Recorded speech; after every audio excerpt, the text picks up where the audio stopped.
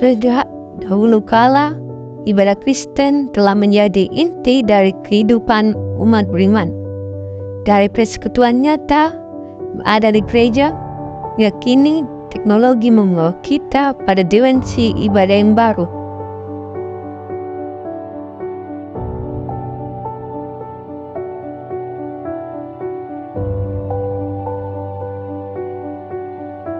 Ibadah nyata di gereja adalah pengalaman yang tak tergantikan. Kita merasakan kehadiran Tuhan melalui pujian dan doa. Sentuhan fisik, nyanyian bersama, dan sakramen kudus memperkuat akan iman kita dan Kristus.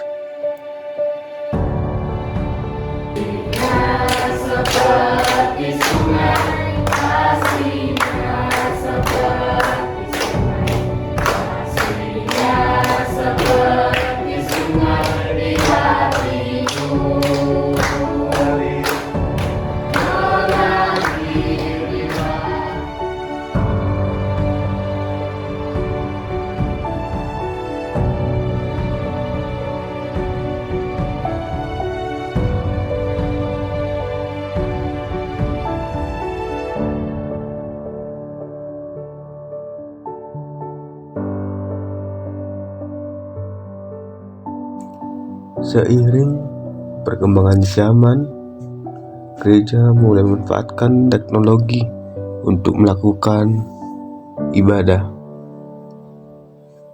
Mikrofon dan proyektor membantu memperjelas suara dan visual yang memungkinkan lebih banyak orang untuk terlibat dalam ibadah.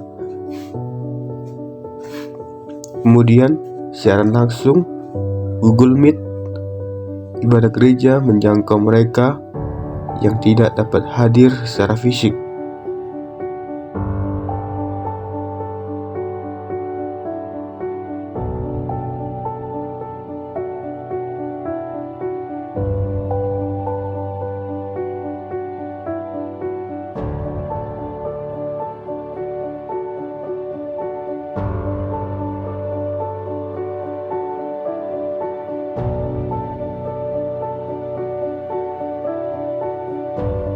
Dalam era digital ini, ibadah virtual semakin relevan.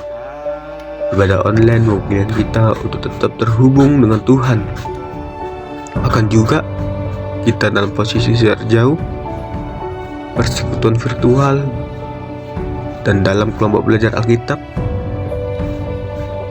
untuk memfasilitasi kita untuk interaksi dan pertumbuhan rohani. Teknologi telah memperluas jangkauan ibadah yang memungkinkan kita untuk beribadah kapan saja dan dimanapun kita berada.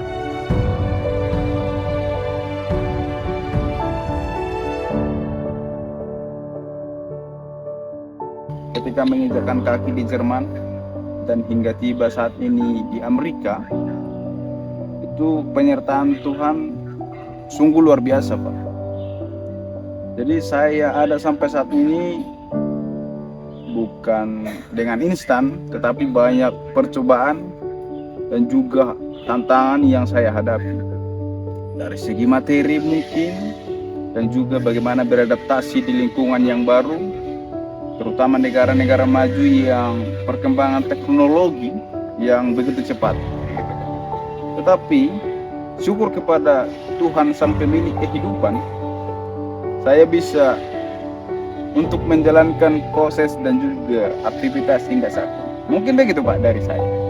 Mau cerita apa ini, Pak? Ya, penyertaan Tuhan pada Yerenita begitu. Selama dari nol sampai bisa jadi pengusaha besar di Jakarta. Ya, ini sampai sekarang biar bisa sukses untuk saat ini dan mempunyai kelapa sawit di Riau yang sangat banyak. Saya membuat teman saya tidak terputus kepada Tuhan agar semua berkat Tuhan itu bisa mengalir kepada saya. Dan saya tidak lupa kepada teman-teman yang membutuhkan bantuan atau membutuhkan suatu ekonomi sedikit saja, maka saya harus lewat dari bantuan dari teman saya. Namun, ibadah virtual juga menghadirkan tantangan, yaitu distraksi dari media sosial dan perangkat digital dapat mengganggu fokus kita dalam peribadahan dalam menggunakan teknologi.